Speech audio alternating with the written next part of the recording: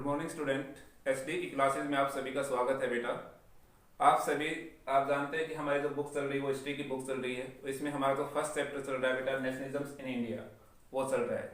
अब तक जो हम लेक्चर्स में आपको जो वीडियो सेंड कर चुके हैं उसमें हमारा लास्ट टॉपिक था बेटा Gandhi Irwin pact. Gandhi Irwin pact के माध्यम से हमने देखा था किस प्रकार से महात्मा गांधी ने सिविल डिसोबीडियंस मूवमेंट को विड्रॉल कर दिया और सेकेंड राउंड टेबल कॉन्फ्रेंस में पार्टिसिपेट करने के लिए कहाँ चले गए, लंदन चले गए। महात्मा गांधी जैसे ही बेटा लंदन पहुंचे तो उन्होंने सेकेंड राउंड टेबल कॉन्फ्रेंस में भाग लिया, लेकिन वहां से वापस आकर के उन्होंने सिविल डिसोबीडियंस मूवमेंट को रिलॉन्च क्यों किया, इसके क्या कारण थे, ये इसमें आज हम पढ़ेंगे। दूसरा बेटा, सिविल डिसोबीडियंस मूवमेंट ने किन डिफरेंट सोशल ग्रुप ने पार्टिसिपेट किया, वो एक टॉपिक हमारा आज रहेगा। तो ये दो टॉपिक्स पर आज हम पढ़ेंगे। इसमें सबसे पहले हम टॉपिक लेते हैं कि महात्मा गांधी ने सिविल डिसोबीडियंस मूवमेंट को रिलॉन्च क्यों किया, इसको रिलॉन्च करने के पीछे क्या कारण थे। तो बेटा जैसे आप जानते हैं कि महात्मा गांधी जब सेकेंड राउंड टेबल कॉन्फ्रेंस में पार्टिसिपेट कर रहे थे तो ब्रिटिश गवर्नमेंट्स के जो अधिकारी और महात्मा गांधी जो इंडियंस जो मेंबर्स के बीच एग्रीमेंट नहीं हुआ, इस वजह से Mahatma Gandhi second round table conference को बीच में ही छोड़ करके भारत वापस लौट आए।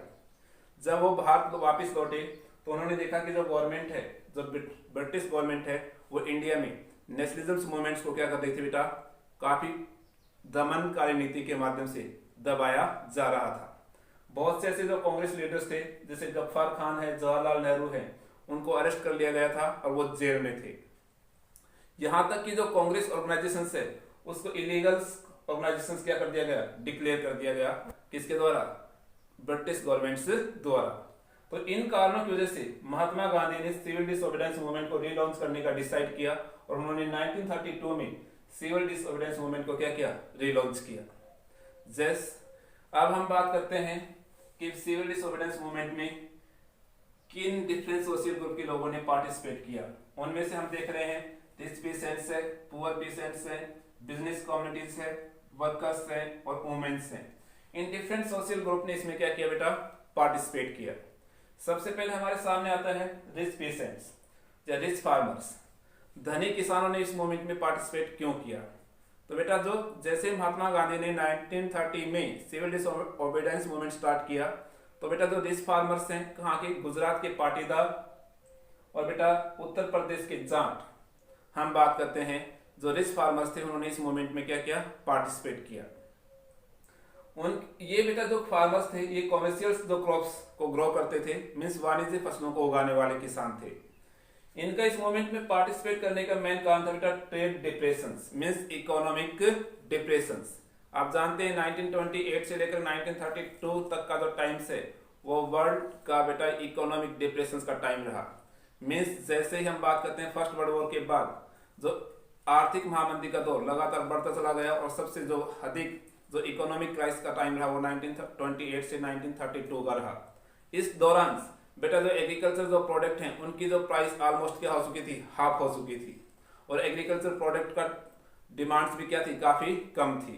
इस वजह से इन किसानों को काफी बेटा अपने एग्रीकल्चर सेक्टर्स में क्या हो रहा था, लॉस हो रहा था और इनकी डिमांड थी कि गवर्नमेंट क्या करे, जो टैक्स है जो वो पे करते हैं उनको या तो माफ किया जाए या उनको कम किया जाए। लेकिन ब्रिटिश गवर्नमेंट इनकी डिमांड्स को मानने के लिए इनकार नहीं थी। इन्हीं कारणों से इन्होंने बेटा इस मूवमेंट में क्या किया, पार्टिसिपेट किया।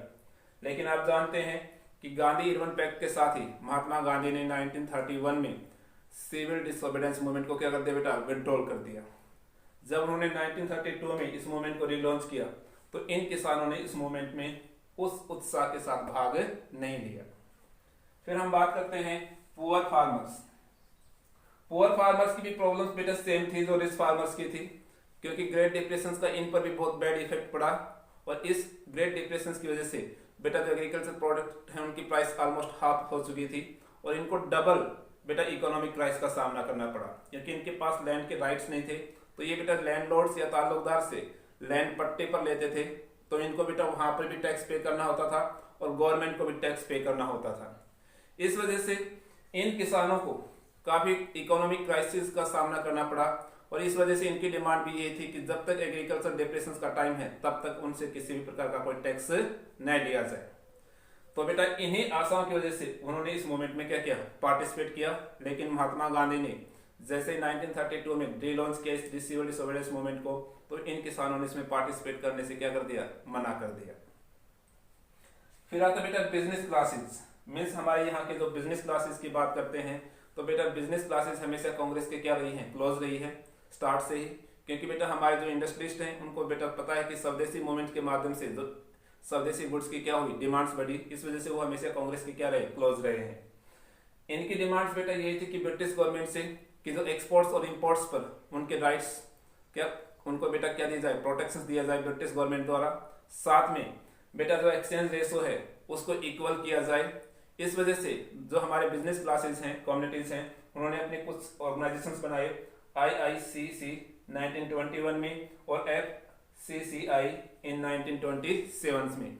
बेटा बिजनेस क्लासेस जो हैं इनके मूवमेंट्स को लीड करने वाले हमारे यहाँ के जो इंडस्ट्रियलिस्ट थे वो पुरुषोत्तम दास ठाकुर और GD बिरला जैसे जो महान उद्योगपति हैं, वो बेटा इस मूवमेंट को क्या कर रहे थे, लीड कर रहे थे। इसके साथ ही हम आगे बढ़ते हैं तो बेटा आपको आता है वर्कर्स।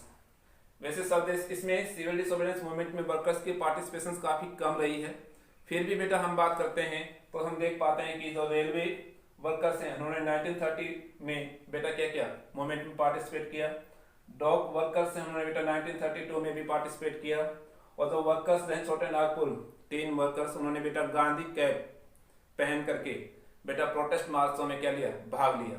लेकिन संख्या कम होने का कारण क्या था बेटा, क्योंकि कांग्रेस ने कभी भी अपने मैनिफेस्टो में वर्कर्स की डिमांड्स को इंक्लूड नहीं किया। किस वजह से, एक तो बेटा इंपीरियल जो स्टेट गवर्नमेंट है उसके डर से, और दूसरे बेटा हम बात करते हैं इंडियंस जो उद्योगपति हैं, जो भारतीय उद्योगपति हैं, उनकी वजह से उन्होंने कभी भी वर्कर्स की डिमांड्स को इंक्लूड नहीं किया, क्योंकि कभी वो नाराज न हो जाए और जिससे कांग्रेस को काफी फाइनेंशियल क्या हो सकता था, लॉस हो सकता था। इसके साथ ही हम बात करते हैं वुमेन्स की, तो बेटा हमारे यहाँ की जो महिलाएं हैं उनका भारत के नेशनलिज्म मूवमेंट में काफी पार्टिसिपेशन रहा है। उनमें हम बात करते हैं बहुत संख्या में महिलाओं ने बेटा नेशनलिज्म मूवमेंट में क्या किया, पार्टिसिपेट किया। हमने पढ़ा कि 60 मार्च के दौरान हजारों की संख्या में महिलाएं घरों से बाहर महात्मा गांधी को सुनने के लिए घरों से बाहर आई। साथ में हम इसमें ये भी कह सकते हैं बहुत सी महिलाओं ने प्रोटेस्ट मार्च में पार्टिसिपेट किया। उन्होंने बेटा मेड सॉल्ट्स मीन्स बेटा नमक बनाया। यहाँ तक कि महिलाओं ने बेटा लिक्विड जो शॉप है उनकी क्या की, पिकेटिंग की। और यहाँ तक भी हम कह सकते हैं कि उन्होंने पॉइजनस गुड्स का क्या किया, बाइकआउट किया।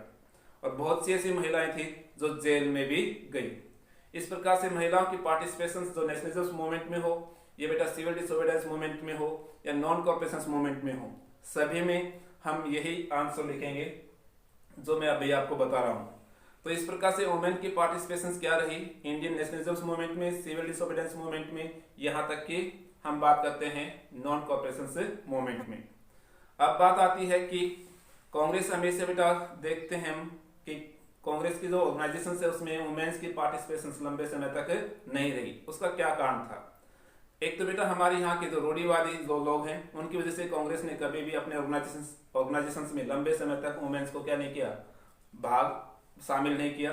साथ में बेटा महात्मा गांधी का भी मानना था कि महिलाएं उनकी अपनी जो ड्यूटी है वो घर तक ही है, घर की चार दीवार तक ही क्या रहे, सीमित रहे और वहां पर रहकर के वो अपने कार्य करें। इस वजह से बेटा लंबे समय तक कांग्रेस में महिला ऑर्गेनाइजेशन जो कांग्रेस ऑर्गेनाइजेशन उसमें महिलाओं को शामिल नहीं कर पाई। तो ये आज आपका टॉपिक रहेगा बेटा। तो आज हमने जो पढ़ा है कि महात्मा गांधी ने सिविल डिसोबीडियंस मूवमेंट क्यों रिलॉन्च किया, साथ ही बेटा सिविल डिसोबीडियंस मूवमेंट में किन डिफरेंट सोशल ग्रुप्स ने पार्टिसिपेट किया। आप इन पर नोट्स बनाएंगे और इनको साथ साथ लर्न भी करेंगे। आपको पता भी है इसके बारे में कि ये चैप्टर जो यूटी 3 है उस में ये सिंगल चैप्टर आएगा आपका। तो हम चाहते हैं बेटा इस टेस्ट में आपके फुल मार्क्स हों। धन्यवाद।